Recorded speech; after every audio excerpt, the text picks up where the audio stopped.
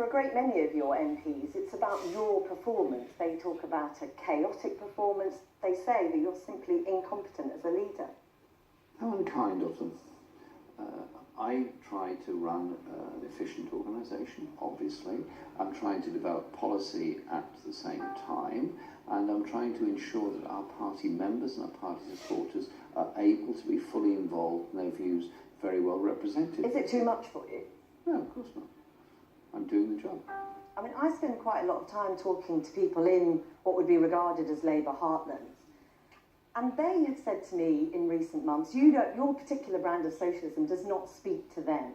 So one pointed out on the day Angela Eagle launched her leadership challenge, Labour in crisis, you were at the Cuba Solidarity campaign meeting. They say that doesn't speak to them, but the message that has spoken to them loud and clear, for example, comes from UKIP or from a Leave campaign run by 2 Conservative MPs that says to them, we will limit immigration, for example. And none of that, what UKIP say, is actually going to build any house, build any school, give any young person a job. What will do that is a fairer economic system. What will do that is investment. What will do that, all they're doing is playing on the politics of prejudice and fear. It is working, many people would argue, because Labour are not offering a compatible message. So, for example, if we move ahead to Brexit, as it looks as though we will, what would your policy on immigration be? Policy on Brexit will be that we want access to the European market. The policy on Brexit will be to end the undercutting of wages by signing the Posting of Workers Directive.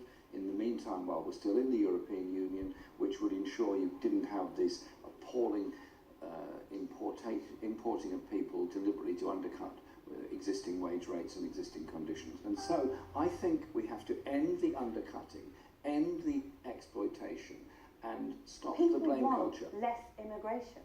They have just voted for that in huge numbers. Many of them Labour Party supporters.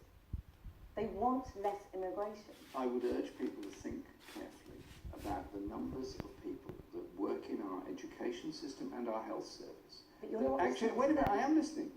If you'd let me finish. 50,000 European nationals work in our NHS and keep it going. 2 million British people live and work in other parts of Europe. If we close the door, what's going to happen to those 2 million people? What's going to happen to the services that we have in this country? Isn't it better that instead of the discussion that you're advancing and UKIP are advancing, that we actually invest in housing? When allegations about bullying in the Conservative Party emerged, rightly, you said it was appalling and said there should be an inquiry. At what point would you launch an inquiry into allegations of bullying and intimidation and misogyny in your own party? I launched the Shami Chakrabarti inquiry into allegations of anti-Semitism and racism within the party. And there are many questions about that today with talk that she Well, can I finish, please? Can I finish the answer? She produced a very substantial, very effective report which pointed out, yes, there were some cases of it, bullying in any form, cyberbullying, online bullying, Twitter, Facebook, physical abuse is obviously totally and absolutely wrong, and I've made that abundantly clear, and I've set out a code of conduct of how this leadership election should be conducted. Very briefly, I mean, at that very meeting, you had a Labour woman MP walk out in tears because she felt intimidated.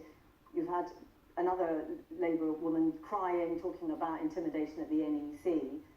Is there not a case for There was no inquiry? intimidation at the NEC. I was at that NEC meeting, and we made it very clear, I made it very clear there that no heavy language should be used and no abuse should be undertaken, and it isn't and it won't be. If you win again, how do you see the party going forward? If you've got 80% of your MPs who don't back you, do you expect them to come on board? I will reach out to all those MPs and say to them, look, we represent a very large party. We represent the hopes and aspirations of a lot of people in how we can do things differently in this country. And if you reach out and they don't reach back, what happens to the party? I'm sure some of them will reach back and maybe others will take a little longer to come on board. But yes, is a split a price worth paying? No, there's not going to be any split in the party. We're going forward as a party. Listen, we've got our biggest membership ever. Isn't that something to be pleased about? Jeremy Corbyn, thank you very much.